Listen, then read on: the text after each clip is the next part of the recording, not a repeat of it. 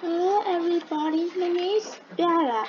Bella, I am 12 years old. Today I am reading about um, a red-headed legume in part 2.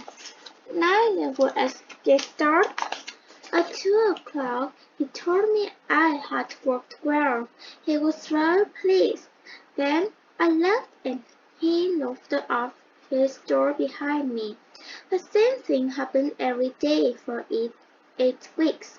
Every morning I began work at 10 and every afternoon I left at 2. Every Saturday I was given 4 pounds for my week's work. At first, Mr. Ross came to the office to watch me work, but after a time he stopped coming. However, I was afraid to leave the office, so I didn't want to lose my pay. But suddenly, everything came to an end. To an end? Asked Holmes.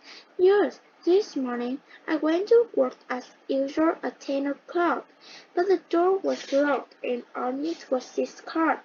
Mr. Weston held up a small piece of white card.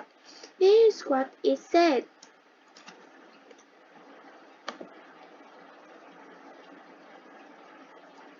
The Red-Headed Lagoon is finished. 9th October 1819. Who is Vincent Spaulding? Holmes and I looked at the piece of white card. Then we looked at Mr. Weston's face. He looked very disappointed and upset. But there was also something rather funny about the red-headed lagoon. Suddenly he began to laugh. I don't think this is funny, cried Mr. Weston angrily. Perhaps I should take my case somewhere else. No, no, said Holmes. Your case is most interesting and unusual. What did you do when your father called on the door? I was extremely surprised, replied Mr. Washington. I didn't know what to do. I went to all the offices in the building and I asked if anyone knew anything about the red-headed lagoon, but no one had ever heard of Duke and Ross. At last, I went home to Six Cupboard Square. I told Vincent Spaulding what had happened. Spaulding said that if I waited, Father Lego would write to me. Perhaps they would explain everything in the letter. But I didn't want to wait. I lost a good salary of 4 pounds a week. I want to find out about this lagoon and why they did this to me. Little Holmes, I've heard you help people when they are in trouble. That's why I've come to you. You've done the right thing, said Holmes. I will be happy to help you, Mr. Watson. But first, I want to ask you some questions. Your Excellency Vincent Spaulding, how long had he been with you before he saw advancement? About a month. How did he get a job as your assistant? I advertised the vacancy for an assistant. He came for the job. I chose him because he looked a good cooker. Also, he said that he would work for half pay. What does Spaulding look like? He smiled and moved rather quickly. He was about 30 years old and had a white mark on her forehead. Holmes sat strange in his chair. He was very excited. Tell me, said Holmes, is there anything unusual about Vincent Spaulding's ears? Yes, replied Mr. Watson. They have holes in them for earrings. He told me a gift did this when he was a boy. Holmes sat straight in his chair. He was thinking carefully. I guess Holmes already knows something about Vincent Spaulding. Is Spaulding still working for you? Asked Holmes. Yes, said Mr. Watson. I've left him at the shop. Good, Mr. Watson. I need a couple of days to investigate this case. I hope to solve advisory by Monday. Until Mr. Watson had left, Holmes turned to me. "Well, Watson," he said, "what do you think about all this?" "I can't understand it," I said. "It's most unusual." "I need to think," said Holmes. "Please don't speak to me for at least 15 minutes. I'm going to smoke my pipe."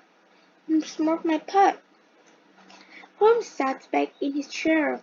He put his black bread pipe between his lips, lit it, and closed his eyes.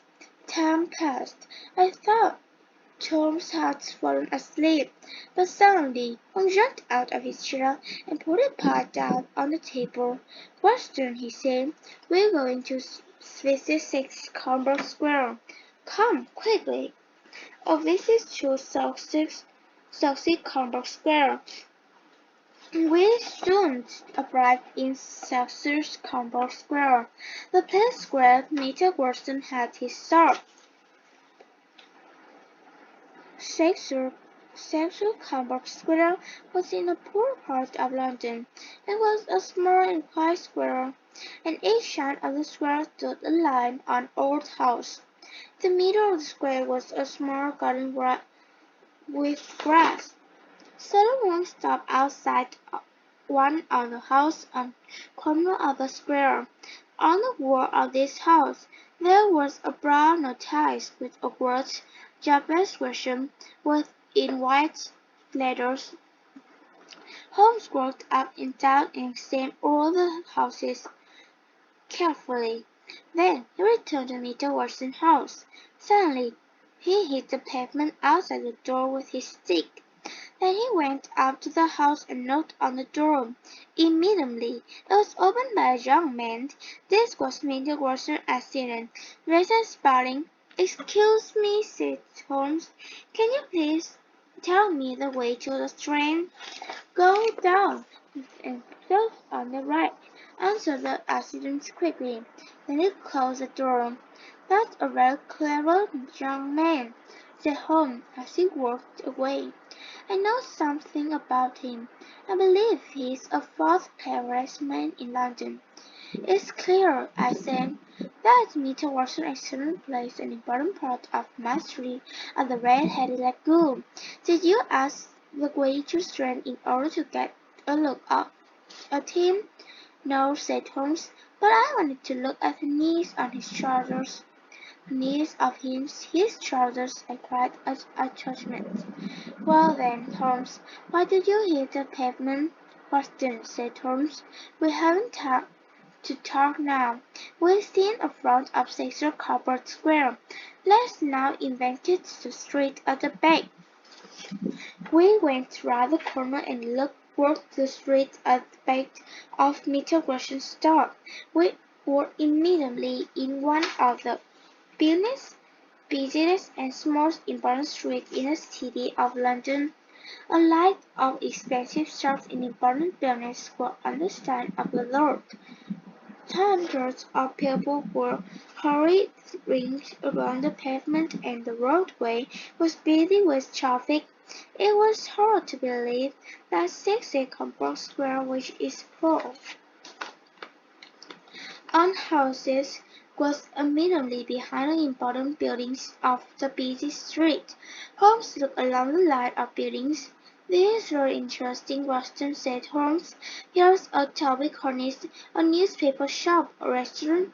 Ah, yes, the office of City and Sparkins Bank." I could see that Holmes was very excited. "Well, Watson, I have some work to do. That will take a few hours," went on Holmes. "This case of South Comberg Square is serious." "Serious?" I said. "Why, an important crime was planned. I think we will be in time to stop it. But I will need your help tonight." "At what time?" "10 o'clock. Then I will be at your apartment at 10. "Good. And, Watson, there may be some danger, so please bring your gun with you." I said good-bye and went home. I thought about everything what happened. It was a very strange case, and I did not understand what was happening. Where were we going that evening. What were we going to do? Why did I need to bring my gun? And who was Vincent Spaulding? There was only one thing to do, not to wait until the evening. Then perhaps I could get an answer to this question. Goodbye. Thank you for listening to me.